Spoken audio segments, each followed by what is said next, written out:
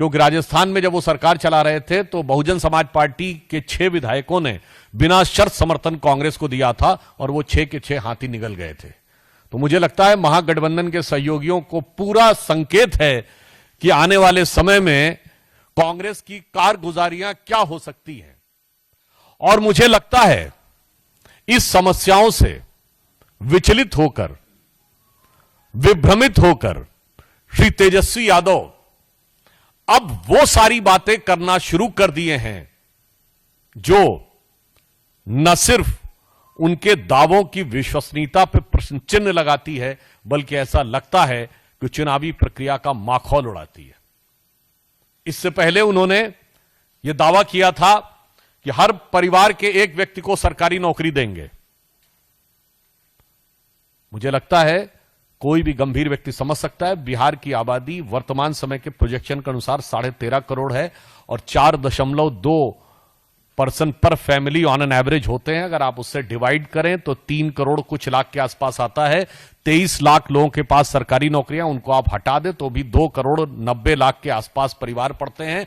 और हर व्यक्ति को अगर आप सरकारी नौकरी देंगे तो मिनिमम 30-35 हजार तनख्वाह से लेकर 2 लाख तक की तनख्वाह होती है, यानी 70-75 हजार रुपए ऑन एन एवरेज सैलरी पड़ेगी। तो मतलब 10 लाख रुपए साल, और 10 लाख रुपए साल को अगर आप 2 करोड़ 90 से गुणा कर दें तो 29 लाख करोड़ रुपए।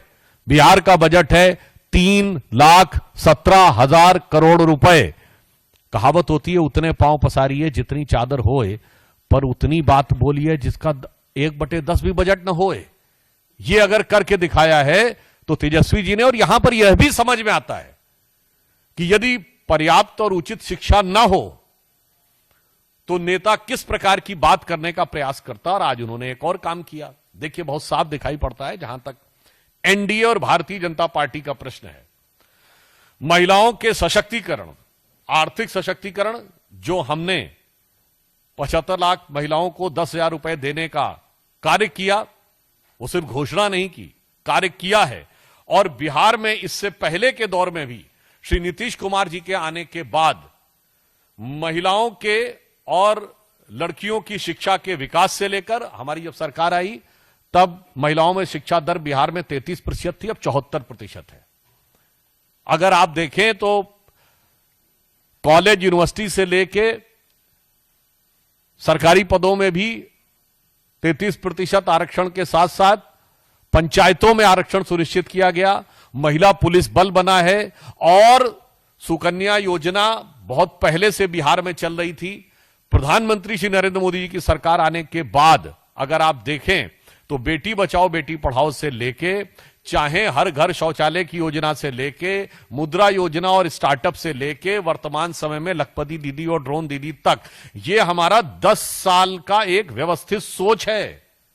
और ये कोई चुनावी प्रक्रिया में होने वाला नी जर्क रिएक्शन नहीं है तेजस्वी जी, जो आप खिसियाहट, बौखलाहट में, जिसे सामान्य शब्दों में कहते हैं खप्तुल हवास होकर बयान देने का प्रयास कर रहे हैं। और मैं इससे पहले भी याद दिलाना चाहता हूं, जब केंद्र में हमारी सरकार नहीं थी तो हमारी गुजरात की सरकार, मध्य प्रदेश की सरकार और राजस्थान की सरकारों ने, छत्तीसगढ़ की सरकारों ने जो महिलाओं के कल्याण की योजनाएं की, आपको याद हो मध्य प्रदेश में शिवराज सिंह चौहान जी का नाम मामू तभी पड़ा था जब लाडली लक्ष्मी योजना आई थी, तब तो केंद्र में कांग्रेस की सरकार हुआ करती थी। अर्थात महिला उत्थान के लिए एनडीए की सोच प्रधानमंत्री श्री नरेंद्र मोदी जी के नेतृत्व में और बिहार में नीतीश कुमार जी के नेतृत्व में एक व्यवस्थित, व्यवहारिक और निरंतर सोच है। It is a methodical, consistent and pragmatic approach. जबकि उनकी तरफ से मैं सिर्फ यह कहना चाहूंगा, कई बार जो राजद के लोग बोलते हैं उनके मन का मनोभाव समझने का प्रयास करना चाहिए। आपने देखा जब तेजस्वी जी ने कहा था 10 लाख नौकरी देंगे, 20 लाख नौकरी देंगे, तो अंतर्निहित मनोभाव शायद जनता नहीं समझ पाई थी, अब समझ गई। उनका मनोभाव यह था 10 लाख में नौकरी देंगे, वो में शब्द छुपा ले गए थे। 20 लाख में नौकरी देंगे और नहीं होगा 10-20 लाख तो जमीन ले लेंगे।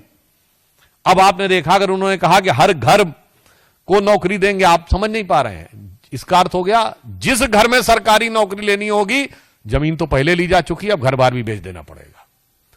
मतलब भाव ये हो गया सरकारी नौकरी के बदले में घर ले लेंगे। अभी तक तो जमीन ली थी।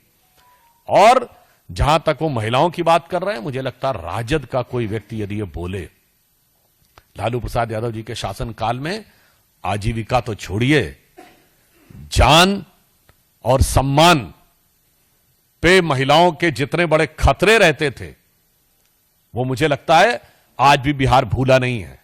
जो लोग भी 30 वर्ष या उससे अधिक आयु के होंगे, यानी 20 साल पहले की जिनको मेमोरी होगी, उनके दिमाग में बहुत स्पष्ट रूप से होगा। बहुत साफ बात है, जो लोग आज तक अपने शासनकाल में, देखिए राहुल जी की पार्टी का शासन 50 साल रहा भारत पे निरंतर, और उसमें तकरीबन 40-45 साल उनके परिवार का शासन रहा। और तेजस्वी जी के तो माई और बाप का शासन रहा।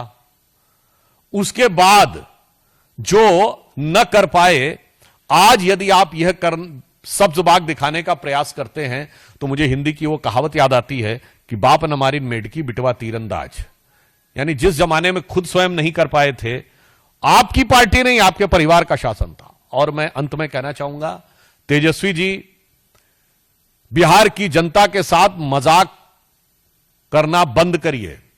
आपका गठबंधन और गठबंधन की सियासत अपने आप में मजाक बन चुकी है। बिहार बहुत प्रबुद्ध, राजनीतिक दृष्टि से बहुत जागरूक लोगों का प्रदेश है। यह भगवान बुद्ध का प्रदेश है। इसे बुद्धू बनाने का प्रयास मत करिए। कोई भी व्यक्ति सहज भाव से समझ सकता है कि आप सिर्फ मजाक ही नहीं, क्रूर मजाक कर रहे हैं। क्योंकि जो चीज ना आपके मन में है, ना आपके कर्म में है, उसे वचन में देके धोखा देने का प्रयास नहीं हो सकता। और बिहार की प्रबुद्ध जनता ऐसे सारे लोगों का भ्रम उसी प्रकार चकनाचूर और बिखरता नजर आएगा, जैसे महागठबंधन की हसरतों का नजारा बिखरता हुआ नजर आ रहा है।